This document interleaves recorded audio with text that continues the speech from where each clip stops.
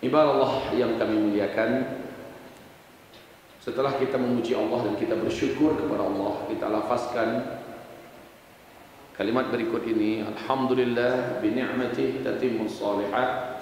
Kita juga bersalawat dan menyampaikan salam kita untuk asyrafil anbiya wal mursalin Muhammadin sallallahu alaihi wasallam. Ibarat Allah, kita lanjutkan kajian kita minggu yang lalu. Sebenarnya bukan suatu yang enak di lidah saya menyampaikan tentang aib negeri lain, menyampaikan tentang borok yang sedang terjadi di negara lain.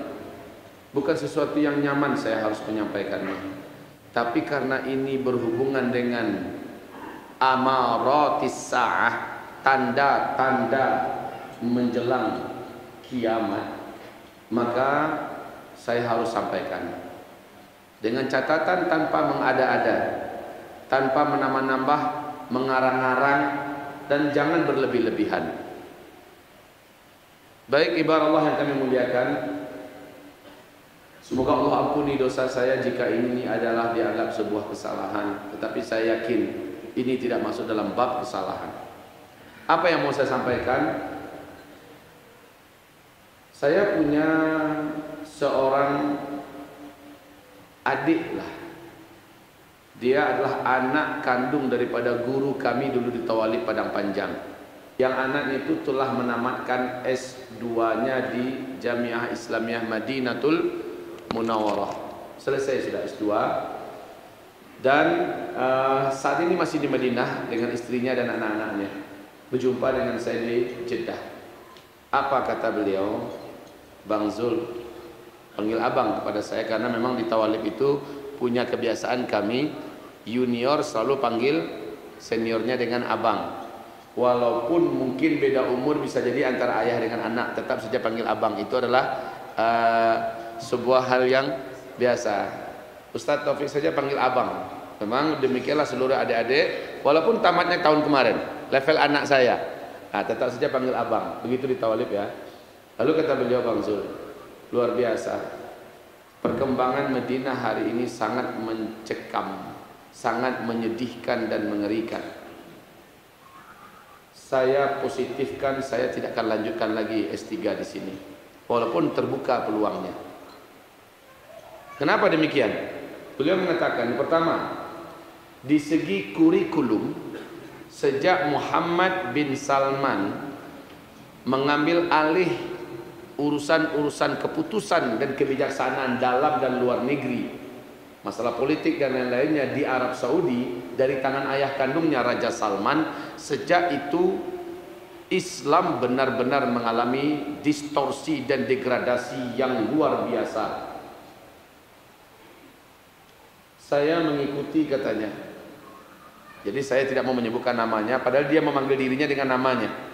Tapi saya sebutkan saja dengan kalimat saya. Saya ya mengikuti ceramah-ceramah abang di YouTube. Dan saya membenarkan semua yang abang katakan. Dan sekarang sebagai tambahan baru buat abang.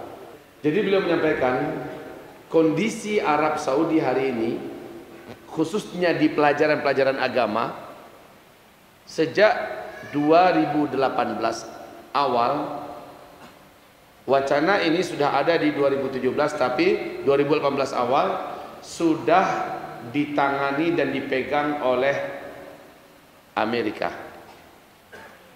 Mereka yang menentukan mata pelajaran mana yang boleh, mata pelajaran mana yang tidak boleh, mana buku yang boleh, mana buku yang tidak boleh, mana ustadz yang boleh, mana ustadz yang tidak boleh. Sekarang bang, katanya, buku-buku yang sebelumnya menjadi sumber ilmu dan penguat akidah dan sebagainya sudah banyak yang disita dari pasaran, yang sudah terlanjur dan ketahuan siapa yang punya, ditarik dan dibakar.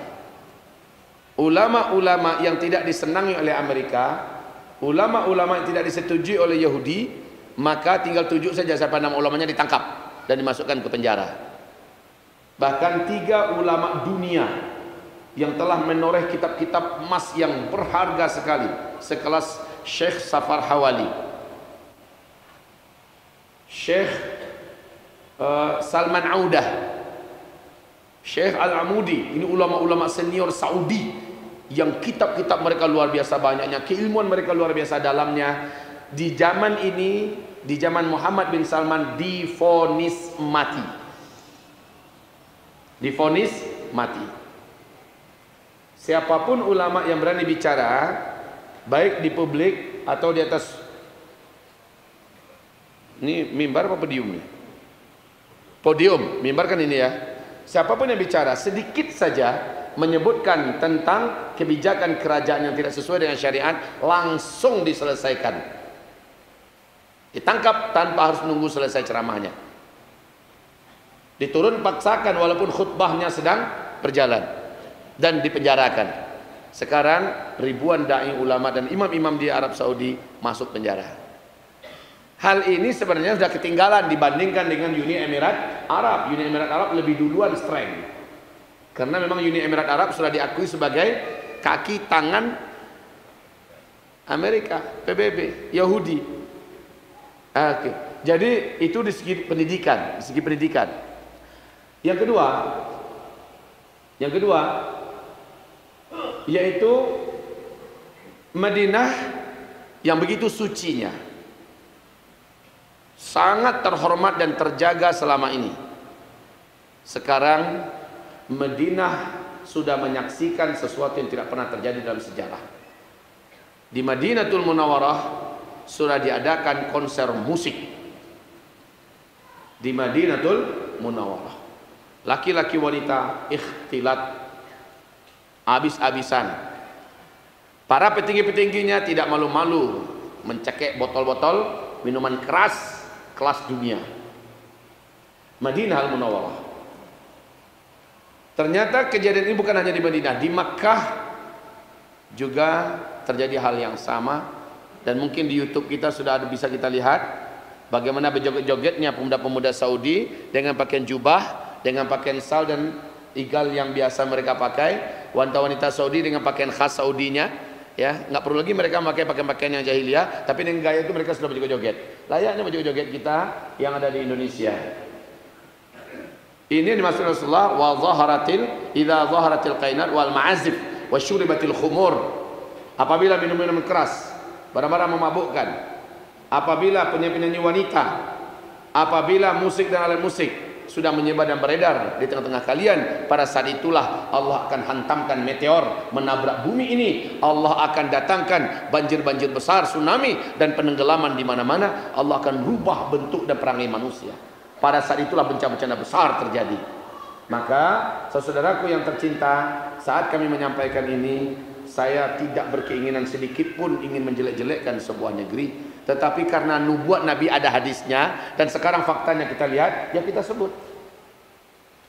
Apalagi di Mekah ketangkap sepasang pengantin homoseksual sedang melakukan acara pesta syukuran karena baru saja melangsungkan pernikahan mereka. Ketangkap, orang-orang pesta di situ. Dia masih syukur ya, artinya masih ditangkap.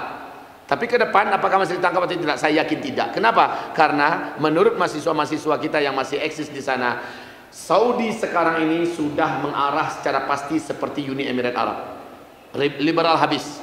Maka semua yang benar dan halal di timur tadi, di barat, akan benar dan halal di Arab Saudi. Nah, saya terbayang oleh saya apa yang digambarkan oleh Rasulullah kepada Ibnu Hawalah. Tadi saya katakan kepada adinda saya, kepada Ustaz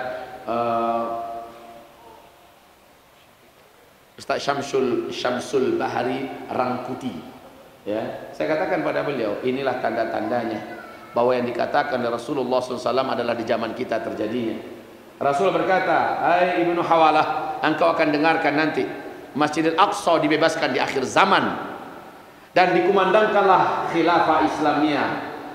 Maka jika khilafah Islamiyah di Palestina telah engkau dengar, hijrahlah segera engkau ke Palestina, negeri yang paling tenang dan paling aman di bumi ini saat itu adalah Palestina. Dan Yathrib atau Madinatul Munawwarah saat itu sedang kacau-kacaunya. Sekelas Madinah kacau, bagaimana dengan Mekah? Lebih kacau lagi pasti. Kalau Mekah, Madinah kacau, berarti Arab Saudi sudah tidak lagi tenang dan damai.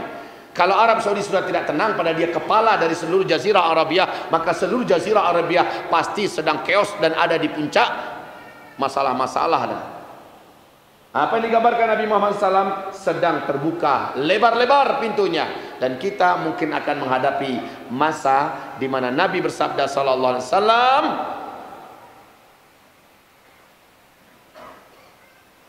apa sabda Rasulullah berkaitan dengan umrah dan haji? Ada tahun nanti di akhir zaman di mana umatku terhalang melaksanakan ibadah haji dan umrah. Kenapa terhalang?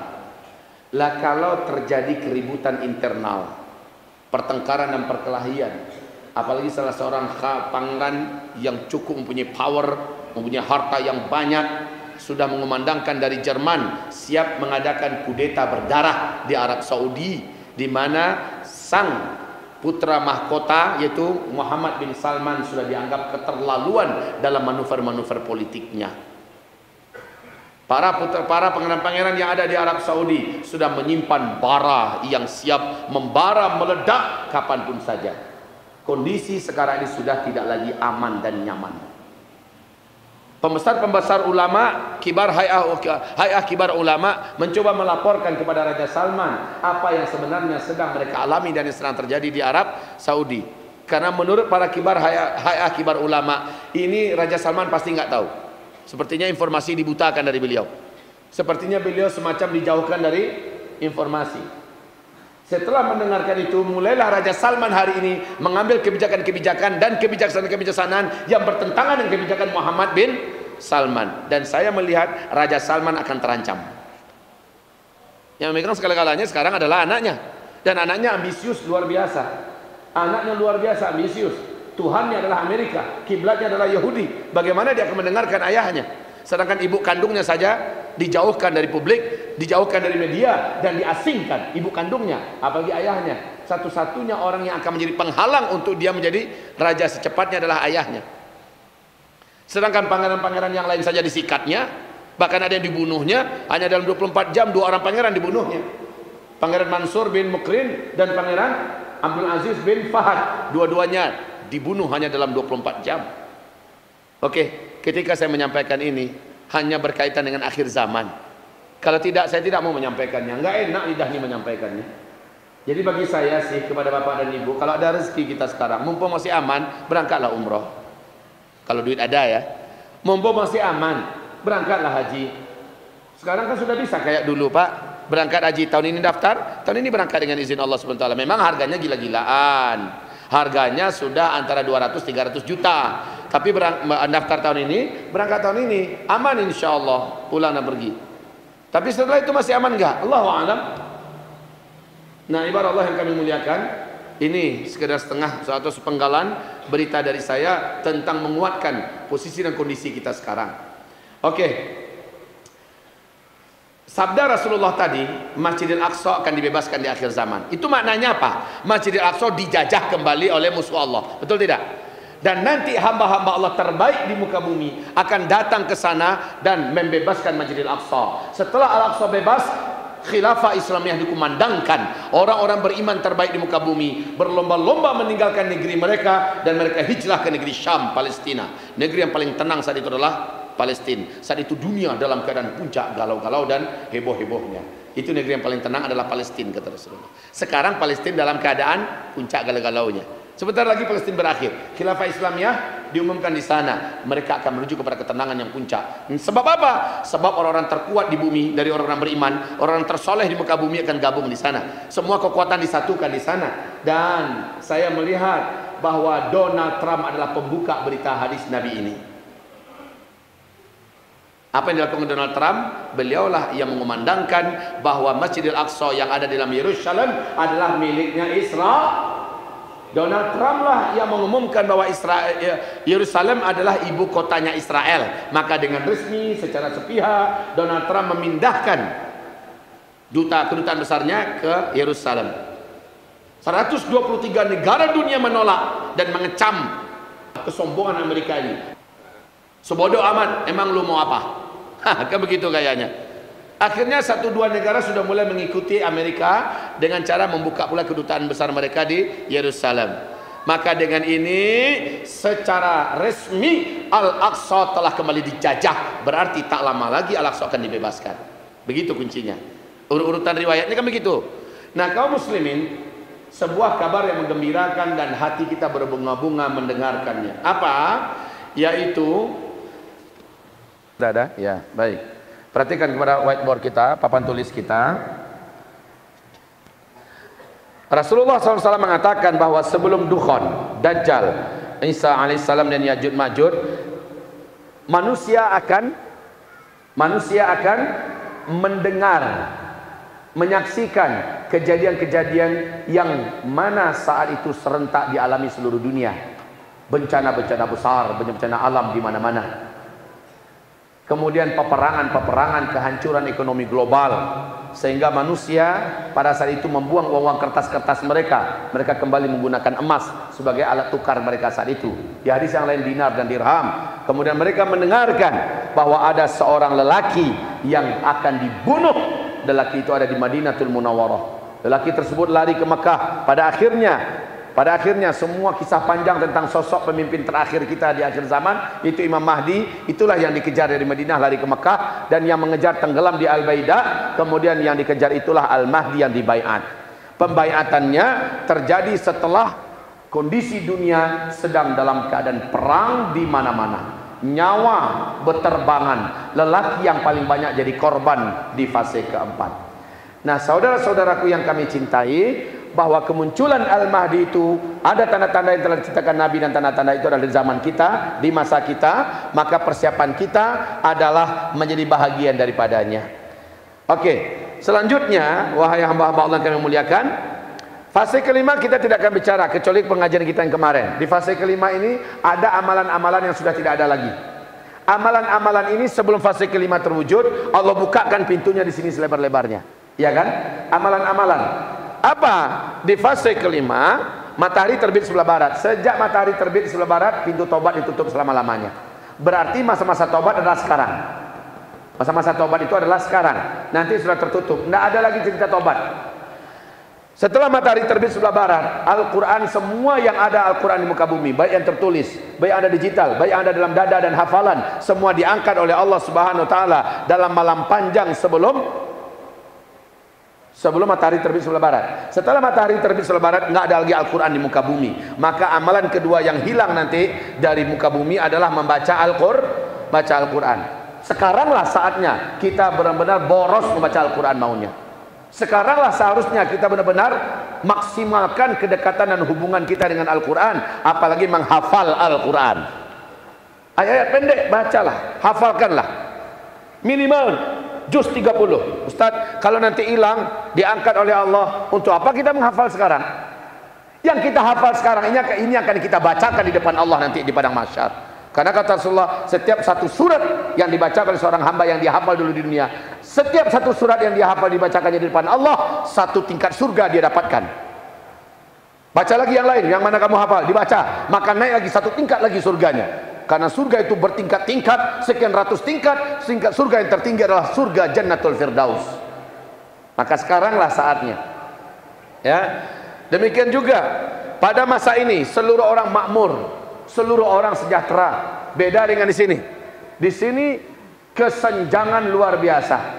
Coba Bapak bayangkan, 1% Indonesia ini, 1% orang menguasai aset.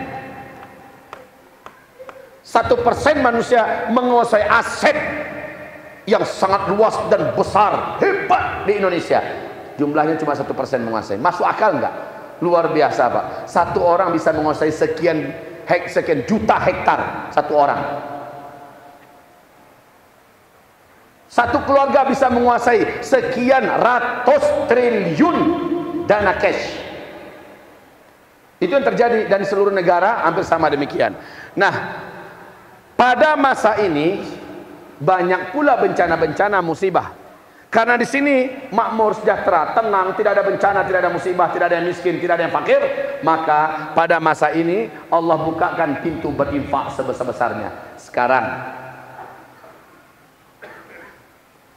di masjid kita ini tiap sebentar nggak terjadi penggalangan dana.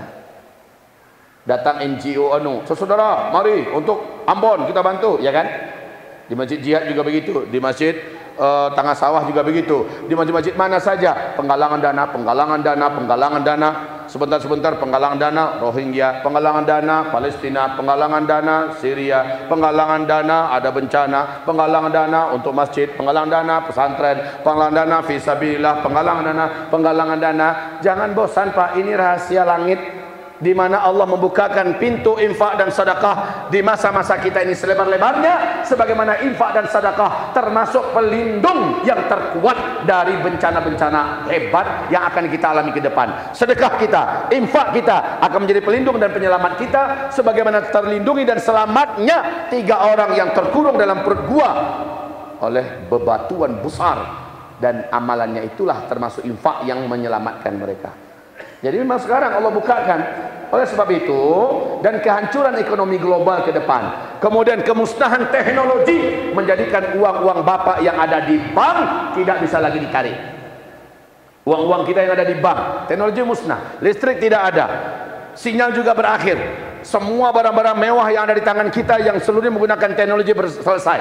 Ini saya sudah bedah ya, sudah saya uraikan sebelumnya. Nah, sebelum itu semua terjadi, maka dana-dana kita yang ada dapat kita maksimalkan penggunaannya untuk infak, untuk sedekah, untuk wakaf, untuk tabung akhirat, pelindung masa depan kita di masa-masa genting, dan juga dibelikan emas sebagai syarat transaksi kita di akhir zaman. Bisik-bisik tadi dengan Samsul saya katakan, kalau ada rezeki Ustaz, ada rezeki berapapun, belikanlah 1 gram, berikanlah 1 gram, belikanlah 1 gram. 1 gram berapa sekarang? Hah? Sampai 400? 1.400? 500? Kita pokoknya dapat gaji 2,5 juta.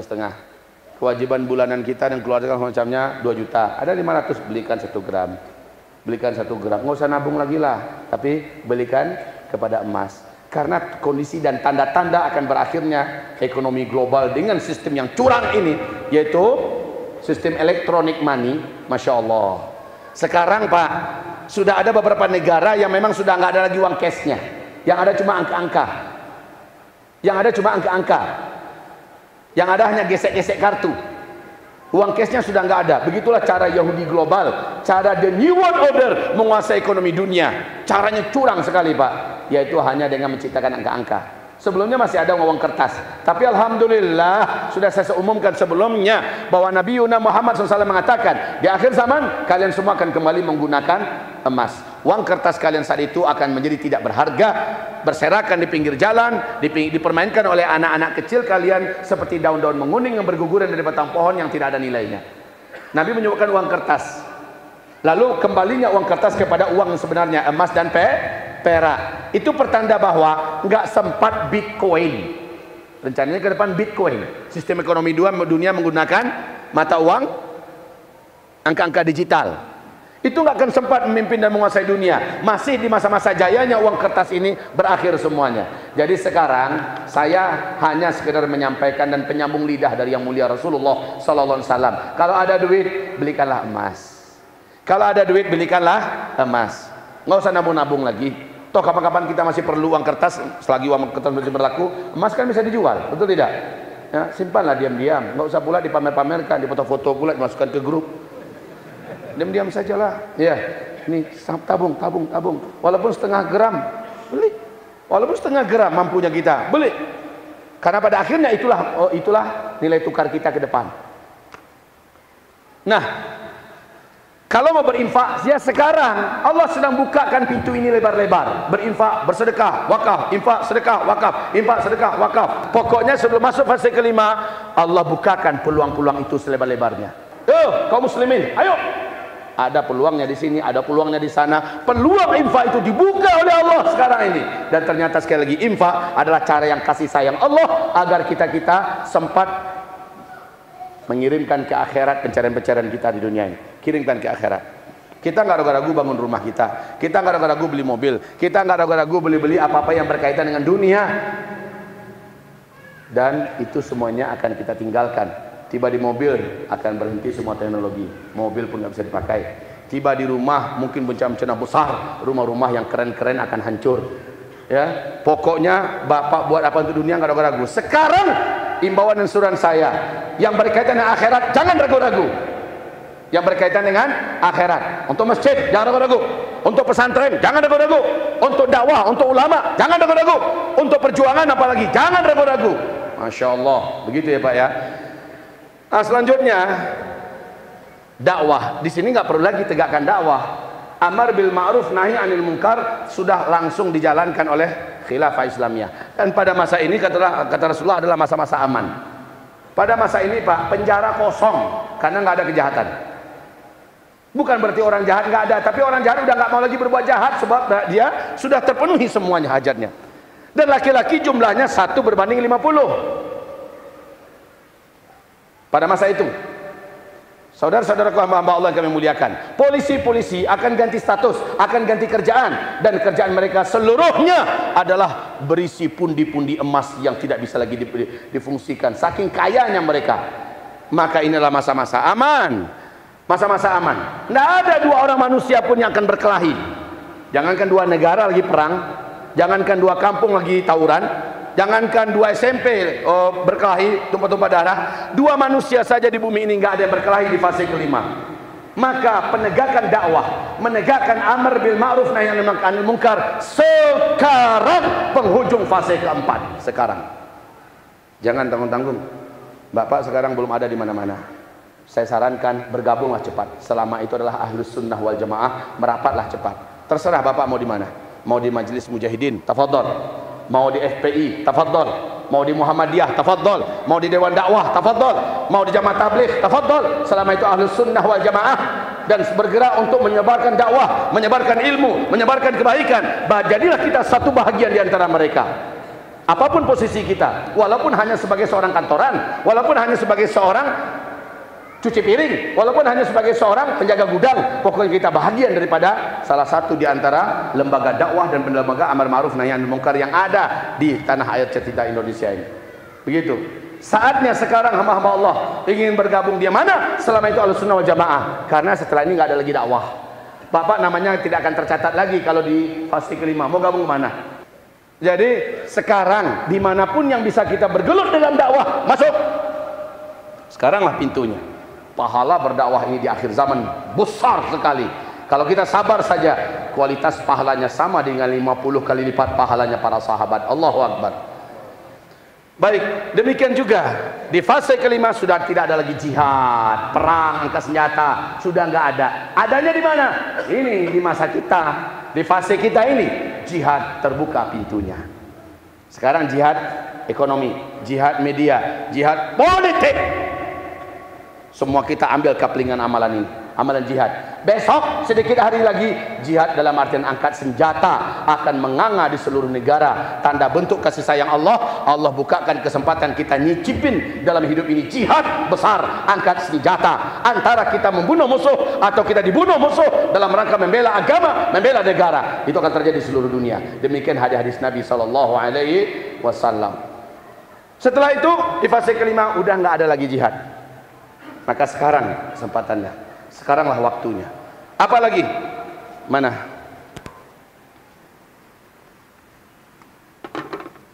Berikutnya amalan yang hilang di fase ke-6 yaitu menikah dengan segala turunannya. Jadi ini keimanan orang beriman di akhir zaman ini semakin membaik. Saya lihat ada semangat, dan ketika terbuka insya Allah mayoritas orang-orang soleh dan beriman pasti akan masuk dalam pintu yang terbuka itu.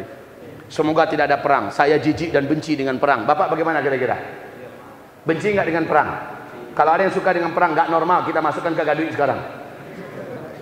Perang itu paling kita benci. Tetapi di akhir zaman Allah akan bukakan pintu itu selebar-lebarnya agar banyak para syuhada yang terdaftar di sisi Allah Subhanahu wa ta'ala. Dan menuju jembatan menuju fase kelima ternyata adalah perang.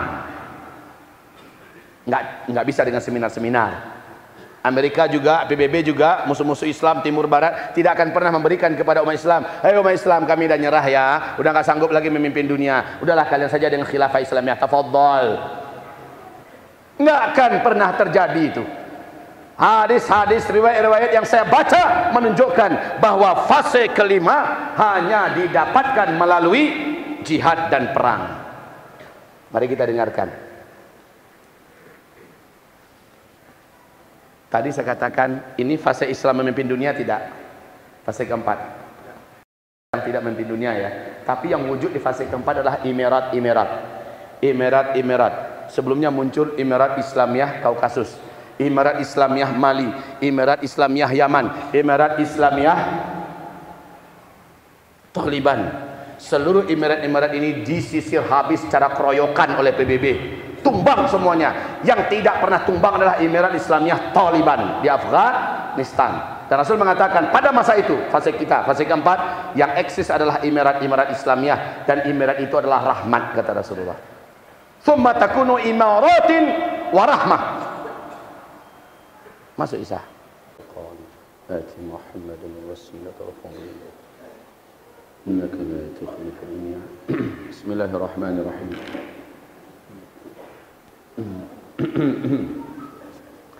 Satu-satunya Emirat Islamiyah yang tidak berhasil ditumbangkan oleh negara manapun, walaupun dikeroyok oleh PBB, enggak berhasil tumbang, hanyalah Emirat Islamiyah Taliban yang ada di Afghanistan. Dikeroyok oleh Uni Soviet, hancur Uni Sovietnya, tutup buku dan hilanglah sejarah Uni Soviet, sang beruang merah, penguasa dunia sebelah timur. Lalu setelah itu Amerika menjadi penguasa tunggal dunia.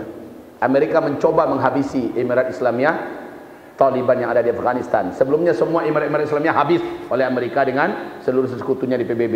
Tapi Taliban tidak pernah ditaklukkan, tidak pernah bisa dibubarkan. Bahkan makin lama makin tergerus dan makin tersedot semua potensi militer dan potensi finansial Pentagon. Keuangan yang dimiliki oleh mereka mengalami status akut, dan sampai-sampai beberapa kali berhentilah pemerintahan, tidak bisa digaji di Amerika Serikat karena peperangan yang sangat menyedot energi keuangan mereka. Sekarang kondisi keuangan Amerika Serikat dalam status sakaratul maut. Saudara-saudaraku hamba Allah, sekarang Amerika mulai mengemis-kemis kepada Taliban agar berkenan untuk melakukan perjanjian damai.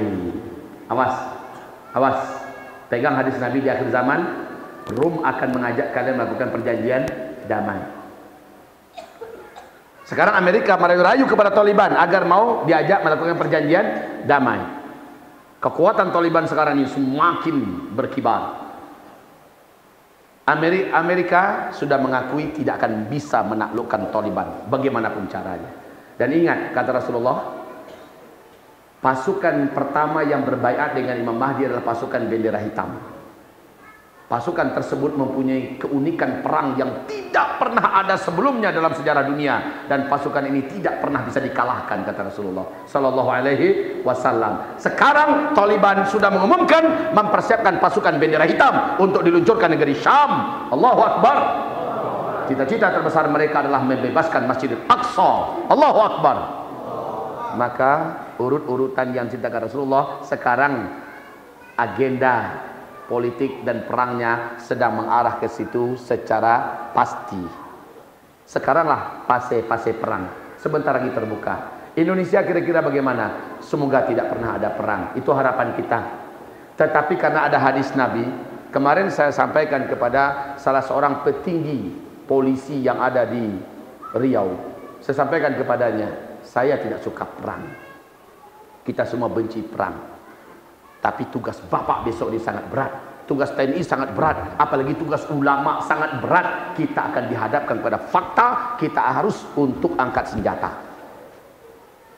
Saya sampaikan kepadanya, kita akan menghadapi sesuatu yang sangat tidak kita inginkan di Indonesia ini. Beliau ngangguk-ngangguk. Bagaimana beliau membantah? Karena beliau pasti tahu informasi ini.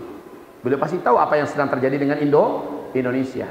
Dan ini di depan Perjanjian Jenderal TNI pun saya sampaikan. Tugas-tugas Bapak ke depan ini sangat berat. Dan kami juga bakal mengambil pekerjaan yang sangat berat di akhir zaman ini. Kita akan menghadapi sesuatu yang sudah digambarkan Nabi Muhammad SAW. Tapi cuma sekarang. Dan ini masanya paling-paling hanya 45 sampai paling lama 7 tahun. Paling lama hanya 7 tahun. Tapi menurut keyakinan saya hanya 5 tahun. Habis itu kita masuk ke masa-masa aman. Allahu a'lam. Jadi sekaranglah masanya. Kalau ingin memberikan andil yang besar dalam dunia jihad dan perang, sebentar lagi. Sekarang jihad kita apa? Jihad ekonomi, jihad hawa nafsu, jihad politik, jihad pendidikan, jihad media. Apa yang kita bisa gunakan itu sebagai sarana jihad. Tapi jihad menggunakan senjata tak lama lagi. Dan itu akan Allah bukakan di seluruh negara. Allah Maha Adil. Allah Maha Adil. Baik, inilah amalan-amalan yang di akhir zaman. Oh ya, yang terakhir tadi apa? Menikah. Sudah nikah belum? Cepat nikah. Amalan nikah itu sekarang cuma terbuka. Cepat nikah. Udah belum? Belum. Yang di belakangnya udah belum? Sudah. Dua orang ini dengan yang satu itu beda. Dua orang ini ketawanya nggak tulus, banyak masalah. Yang sudah menikah wajahnya beda. Ya, jadi ini akhir zaman. Ya, tidak lama lagi. Sekaranglah masa-masa menikah. Carilah kerja yang halal dan thayyiban, walaupun gaji belum seberapa. Menikah itu cara paling cepat untuk membukakan pintu-pintu rezeki. Kan Allah sendiri mengatakan, menikahlah kamu maka Allah akan lapangkan rezeki kamu. Ya, jadi udah nikah belum? Sudah. Oh, patilah tanang bawaannya. Baik, demikian saja. Mohon maaf kepada yang belum menikah, mungkin masih galau. Ini akhir zaman. Bu, yang anak-anak punya anak gadis solehah, kasih tahu pada kami, karena banyak para lelaki-lelaki soleh yang juga sedang mencari jodohnya masing-masing. Masya Allah. Ya, pertanyaan. Assalamualaikum Pak Ustadz. Kita tahu zaman sekarang sedang marak-maraknya penyakit LGBT. Apakah ada hubungannya dengan akhir zaman? Dan saya punya seorang sahabat dekat mantan LGBT yang sedang berjuang menjalankan hijrahnya. Alhamdulillah. Namun terkadang masa lalu yang kelam masih kerap kali mempengaruhi dan mengganggu proses hijrahnya. Bagaimana cara mengantisipasi hal tersebut? Mohon doa dan sedikit pencerahan Ustaz. Jadi begini Pak, LGBT malah diantara tanda-tanda kiamat yang paling terang. Dari mana kita mendapatkan dalilnya? Kemunculan Dajjal akan langsung disambut nanti, dan para penyembah Dajjal salah satu komunitasnya adalah komunitas LGBT. Dan komunitas LGBT ini akan ada di seluruh kota-kota di dunia, termasuk kota-kota di Indonesia. Jadi LGBT adalah fenomena akan dekatnya munculnya Dajjal, karena para LGBT lah yang akan menyembah Dajjal, dan mereka akan kafir kepada Allah setelah Dajjal keluar selama-lamanya. Jadi ada hubungannya? Enggak ada. Bagaimana caranya? Ini kawan kita sudah ada yang taubat, tetapi seperti masih ada yang mengganggu. Saya sudah sampaikan di depan, di alun-alun depan Kota Padang, ada wali kota dan ada jajaran pemerintah lainnya. Saya sampaikan, LGBT itu adalah gangguan setan. Ada setan dalam badannya. Setan jantan masuk ke dalam tubuh seorang laki-laki. Ya. Kemudian setan jantan yang masuk ke dalam, ada setan betina masuk dalam tubuh lelaki. Kemudian setan betina ini mencintai seorang lelaki dari kalangan manusia yang lain. Laki-laki yang sudah dikuasai oleh setan betina ini akan mencintai lelaki tersebut. Di sinilah proses terjadinya. Indah itu fitrah. Kata siapa itu fitrah? Dengarkan hadis Rasulullah yang keras ini. Ma min mauludin illa yuladu 'alal fitrah fajtalathumus syayatin. Setiap manusia yang terlahir di muka bumi lahirnya dalam keadaan normal dan fitrah biasa. Maka setanlah yang menjadikan mereka menyimpang dari kenormalan mereka, dari kefitrahan mereka. Orang-orang yang terkena penyakit LGBT terbukti sudah berhasil disembuhkan dengan ruqyah. Insya Allah Ta'ala keluar, diberikan kepadanya pemahaman, menjauhi komunitas mereka dan segala macamnya, barulah mereka bisa total hijrahnya. Ya, jadi kawan kita ini yang mengatakan hijrah atau diinformasikan hijrah ini, insya Allah Ta'ala salah satu terapinya adalah ruqyah yang maksimal, ruqyah total. Setelah dia jijik taubat nasuha, dia masih punya peluang dimasuki. Berarti tugas kita adalah memberikan benteng-benteng diri kepadanya. Kita berikan kepadanya amalan-amalan yang dengan amalan itu dia akan terjaga insyaallah ta'ala. Baik Bapak Ibu, demikian saja. Mari kita laksanakan sholat isya berjamaah. Tapi sebelum kita sholat isya berjamaah, seperti biasa, saya mengundang dan membukakan tabung-tabung akhirat Bapak Ibu untuk pembangunan pesantren kita yang sekarang ini masih sedang gencar-gencarnya di Madrasah Mulazamah Al-Hufaz kita di Sariat Laweh. Silakan tolong dibantu. Seperti biasa, tabungan-tabungan akhirat ini terbuka kini pintunya. Sekadang-kadangnya maka perbanyaklah, sampaikan ke akhirat semua milik yang kita akan nikmati sendiri nanti. Sekaligus sebagai pelindung akhir zaman kita. Ya.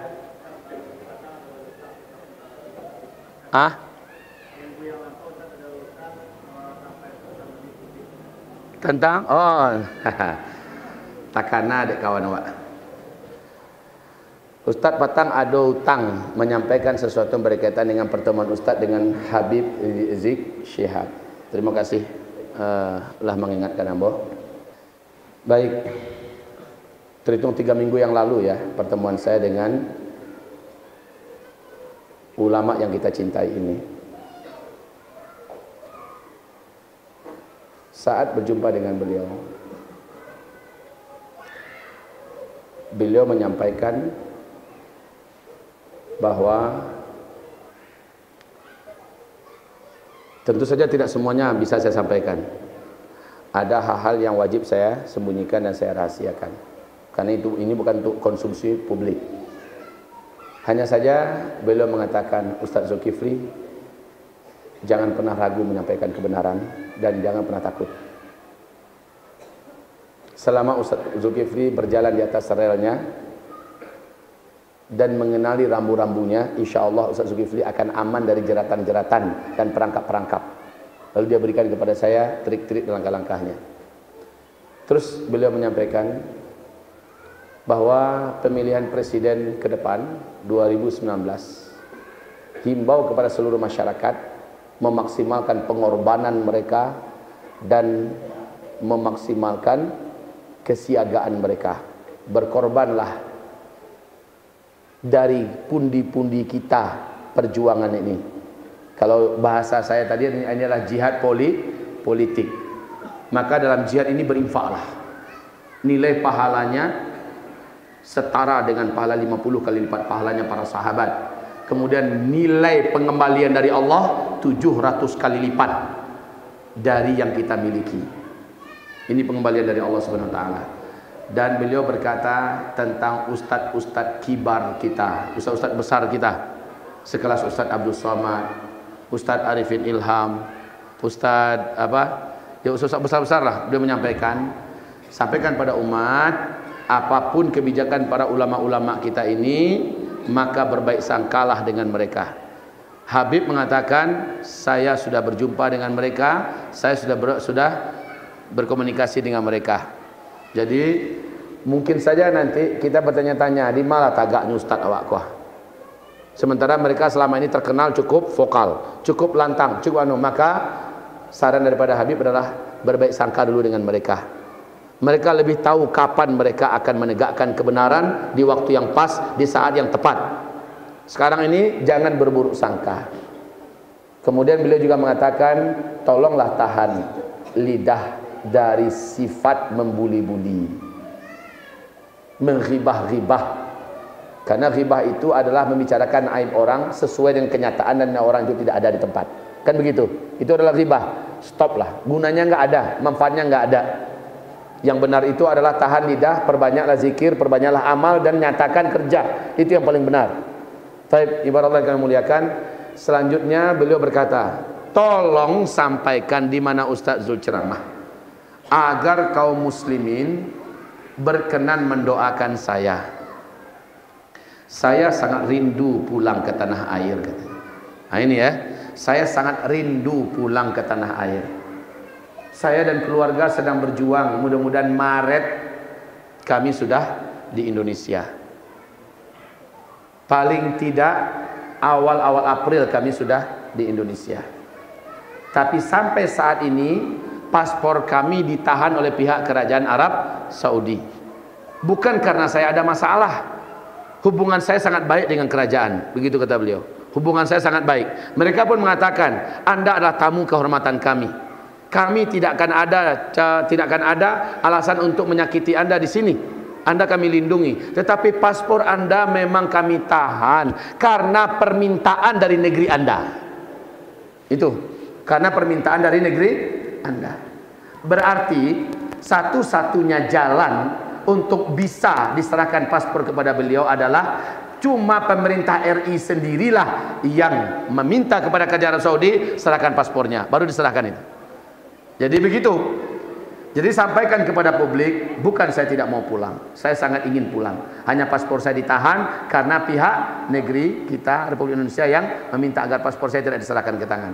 Akhirnya beliau nggak bisa kemana-mana, nggak bisa ke Malaysia juga, nggak bisa ke Turki juga, nggak bisa kemana-mana. Sementara beliau statusnya dianggap sebagai overstay. Kalau overstay sudah ditangkap lah. Ini nggak ada.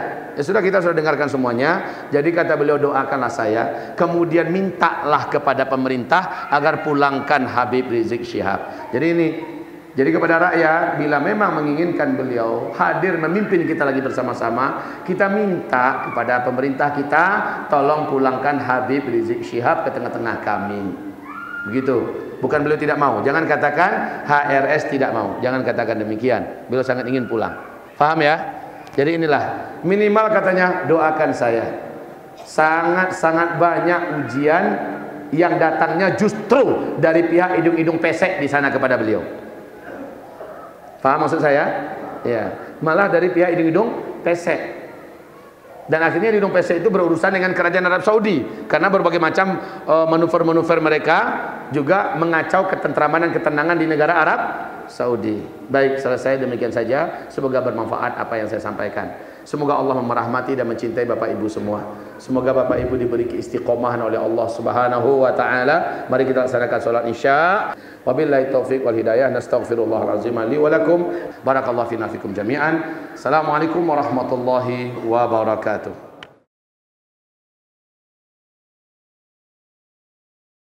Salli ala